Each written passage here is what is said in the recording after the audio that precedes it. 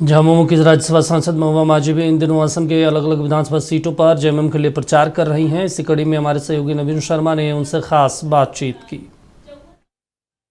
JMM की राज्यसभा सांसद महुआ माझी इस वक्त हमारे साथ मौजूद हैं बातचीत करने के लिए। मौका है, दस्तूर भी है, क्योंकि झारखंड मुक्ति मोर्चा असम में इस बार चुनाव लड़ रहा है और बहुत मजबूती के साथ। जेएमएम के तमाम बड़े लीडर इन दिनों असम में कैंप किए हुए हैं। महुआ जी, आप कब से यहाँ पर हैं? मैं 26 से हूँ। मैं उधर पार्लियामेंट चल रहा था तो वहाँ से ही आ गई। पार्टी की स्टार प्रचारक हूँ और अलग अलग इलाकों को हमने बांट लिया है। रिस्पॉन्स कैसा मिल रहा है? बहुत बढ़िया रिस्पांस है। हम फाउंडेशन बना रहे हैं अभी, नए पहली बार आए हैं और यहाँ जनता का जो रुझान है, ख़ास तौर पर यहाँ जो टी ट्राइब है का दर्जा उनको मिला नहीं, आदिवासी दर्जा। चाय के बगानों में काम करने वाले आदिवासी जो बिहार, झारखंड, उड़ीसा, छत्तीसगढ़ के बॉर्डर इलाके से आके अंग्रेज़ों के समय से, ब्रिटिश काल से यहाँ आके असम की इकोनॉमी को डेवलप कर रहे हैं। आपने देखा कि पहले झाड़ जंगल था, सांप बिच्छू थे, उसके बीच में आके कच्चे घरों में रह के इन्होंने चाय बगानों को डेवलप किया और उसके बाद से अपने अधिकारों के लिए लड़ रहे हैं। आज के समय में जब 500 रुपया मिनिमम मजदूरी है, न्यूनतम मजदूरी है, वहाँ यहाँ 250 रुपया इनको दिया जाता है। इतने दिनों से ये मांग रख रहे हैं, उन्हें नहीं दिया जाता।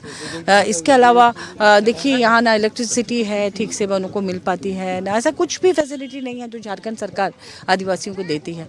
इसलिए माननीय मुख्यमंत्री जी चाहते हैं, हेमंत सोरेन जी की यहाँ के अधिकारों दिलवाने के लिए, अधिकार दिलवाने के लिए यहाँ पर चुनाव लड़े और यहाँ जो कैंडिडेट्स होंगे वो उनके बीच से हैं, चाय बागान में काम करने वाले परिवारों से हैं, तो वही अपनी आवाज़ बनेंगे अपने अधिकारों के लिए। आपको लगता है कि चूंकि संगठनात्मक रूप से देखेंगे तो जेएमएम का यहाँ पर संगठन मजबूत नहीं है और संगठन ही चुनाव लड़ाता है और जिताता है, तो ऐसे में आप लोग अपनी स्थिति कहाँ देख पा रहे हैं?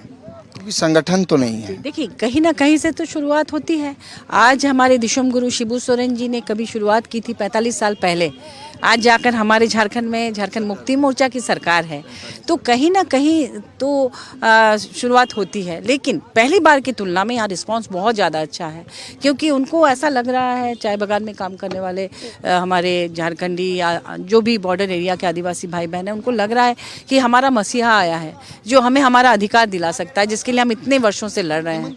अब चूंकि जो माहौल है इस वक्त, चूंकि 70 लाख से ज़्यादा आबादी आदिवासियों की है, ऐसे में क्या आदिवासी जिस उम्मीद से हेमंत सोरेन की तरफ देख रहे हैं, क्या वो उम्मीद को पाने के लिए वोट करेंगे? आपको उम्मीद है कि ये वोट करेंगे और 10 से 12 विधायक आपके जीत सकते हैं? बिल्कुल, जो कोई नहीं कर पाया मुझे लगता है वो हम माननीय हेमंत सोरेन जी करेंगे, क्योंकि मैंने तो ये भी सुना, यहाँ के प्रत्याशी आज कह रहे थे और कई लोगों ने कहा, कई गाँव में कहा कि हम उनको प्रधानमंत्री के रूप में देखना चाहते हैं। माननीय हेमंत सोरेन जी के बारे में यहाँ के लोगों ने कहा कि हम उनको एक आदिवासी प्रधानमंत्री के रूप में देखना चाहते हैं। तो आप आदिवासी के वोट के सहारे तो होगा नहीं ये। देखिए, झारखंड में जितने लोग हैं वो सिर्फ आदिवासी नहीं हैं, वो सबके लिए काम कर रहे हैं। गुरुजी क्रेडिट कार्ड योजना जो है 25 लाख रुपए हायर एजुकेशन के लिए जो वो दे रहे हैं, वो सिर्फ आदिवासियों को नहीं दे रहे हैं, सबके लिए। जो भी मेधावी छात्र झारखंड का है सबको वो मिलेगा अगर वो हायर एजुकेशन में जाना चाहे तो। और लड़कियों के लिए 1% इंटरेस्ट और लड़कों के लिए 4% इंटरेस्ट। आपने कई गिनाया कि ये दिया वो दिया, लेकिन अगर आप खुद भी यहाँ पर, हम लोग चूँकि हर गाँव में घूम रहे हैं, हर सड़कों के ऊपर से जा रहे हैं, आपको फ़र्क दिख जाएगा। अगर आप झारखंड से आए हैं और यहाँ के गाँव में घूम रहे हैं, यहाँ कितनी गरीबी है वो आपको बोलने की जरूरत नहीं होगी, आप देख के ही समझ जाएंगे। से पीछे तो है, बहुत पीछे है, थोड़ा बहुत पीछे नहीं। आप किसी चाय गुमटी में जाएंगे ना, उसी को देख के आप फर्क करेंगे झारखंड के चाय गुमटी का और यहाँ के चाय गुमटी का, तो दोनों में फर्क समझ में आ जाएगा कि अभी भी ये कितने पिछड़े और कितने गरीब हैं। तो इनको ऊपर लाने की जिम्मेदारी माननीय हेमंत सोरेन जी ने उठाई है और वो उठाकर रहेंगे, हमें पूरा विश्वास है। क्योंकि वो सबके लिए, देखिए, जो भी झारखंड में डेवलपमेंट हो रहा है, आप देखिए जितने फ्लाईओवर्स बन रहे हैं, वो फ्लाईओवर्स क्या सिर्फ आदिवासियों के लिए बन रहा है, सबके लिए बन रहा है। आप देख रहे हैं कि ट्रांसपोर्ट नगर बना है इतना बड़ा, वो भी सबके लिए बना है। अब वो व्यापार को भी डेवलप कर रहे हैं। जी, एक सवाल, झारखंड मुक्ति मोर्चा और कांग्रेस, इन दोनों को लेकर के बहुत बातचीत हो रही है। एक तो आप लोग यहाँ अलग चुनाव लड़ रहे हैं, इस बीच चर्चा है कि आप लोग बी टीम के तौर पर हैं, बीजेपी से एक इंटरनली कनेक्शन है, तो इन सब आरोपों पर क्या कुछ कहेंगे आप? ये सब देखिए, चुनाव के समय में इस तरह के बकवास बहुत लोग करते हैं, अफवाह भी उड़ाते हैं और इस पर कान नहीं देना चाहिए, क्योंकि इसमें कोई दम नहीं है। और अगर ऐसा होता तो फिर बी टीम क्यों, तो आज नहीं तो बहुत सालों से माननीय मुख्यमंत्री जी का ये सपना था कि असम में चुनाव लड़ेंगे।